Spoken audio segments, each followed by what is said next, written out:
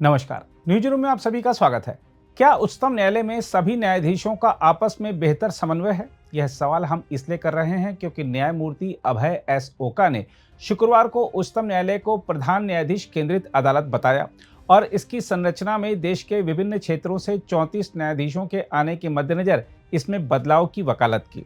Supreme court bar association यानी SCBA द्वारा आयोजित एक कार्यक्रम में न्यायमूर्ति ओका ने कहा कि उच्चतम न्यायालय और उच्च न्यायालयों ने निचली तथा जिला अदालतों की उपेक्षा की है जो न्यायपालिका की रीढ़ हैं। उन्होंने कहा कि निचली अदालतों में बहुत अधिक मामले लंबित हैं और कुछ मामले तो 30 साल से लंबित हैं। न्यायमूर्ति ओका ने अपनी विदाई के लिए आयोजित कार्यक्रम में कहा, उच्च न्यायालय उच्चतम न्यायालय की तुलना में अधिक लोकतांत्रिक तरीके से काम करते हैं क्योंकि वहां 5 न्यायाधीशों की एक प्रशासनिक समिति होती है। प्रशासनिक समिति द्वारा प्रमुख निर्णय लिए जाते हैं। पिछले कुछ वर्षों में मैंने पाया है कि शीर्ष अदालत प्रधान न्यायाधीश केंद्रित न्यायालय है और मुझे लगता है कि हमें इसमें बदलाव करने की जरूरत है। न्यायाधीश ने कहा कि उच्चतम न्यायालय 34 न्यायाधीशों की अदालत है। वे देश के विभिन्न क्षेत्रों से आते हैं, इसलिए प्रधान न्यायाधीश केंद्रित अदालत की छवि को बदलने की जरूरत है। हम आपको यह भी बता दें कि इससे पहले शुक्रवार को ही दिन में न्यायमूर्ति ओका ने कहा था कि उच्चतम न्यायालय एक ऐसी अदालत है जो संवैधानिक स्वतंत्रता को कायम रख सकती है और यही संविधान निर्माताओं का सपना था। वकीलों, बार नेताओं, प्रधान न्यायाधीश BR गवई और न्यायमूर्ति AG मसीह की सराहना पर प्रतिक्रिया व्यक्त करते हुए न्यायमूर्ति ओका ने कहा, मुझे स्वीकार करना होगा कि पिछले 1 घंटे और 20 मिनट में जो कुछ कहा गया है उसे सुनने के बाद मैं निशब्द हूं और शायद आज मेरे पेशेवर जीवन का पहला और आखिरी दिन है जब मैंने किसी को बोलने से नहीं रोका क्योंकि मैं रोक नहीं सकता था। मैंने बार के सदस्यों द्वारा मेरे प्रति इतना प्यार और स्नेह देखा है कि मैं निशब्द हो गया।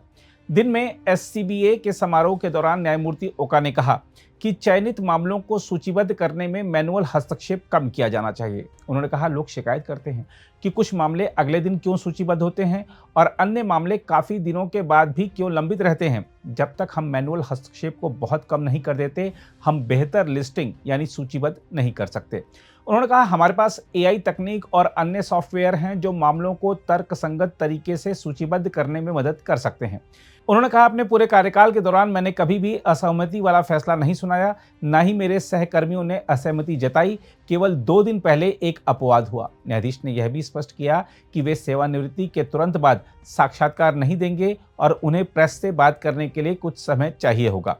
न्यायमूर्ति ओका ने कहा, मैंने यह फैसला किया है कि जब तक मैं पद पर हूं, मीडिया से बात करना मेरे लिए संभव नहीं है। मैं ऐसा कभी नहीं करूंगा। मुझे 2 से 3 महीने का समय चाहिए।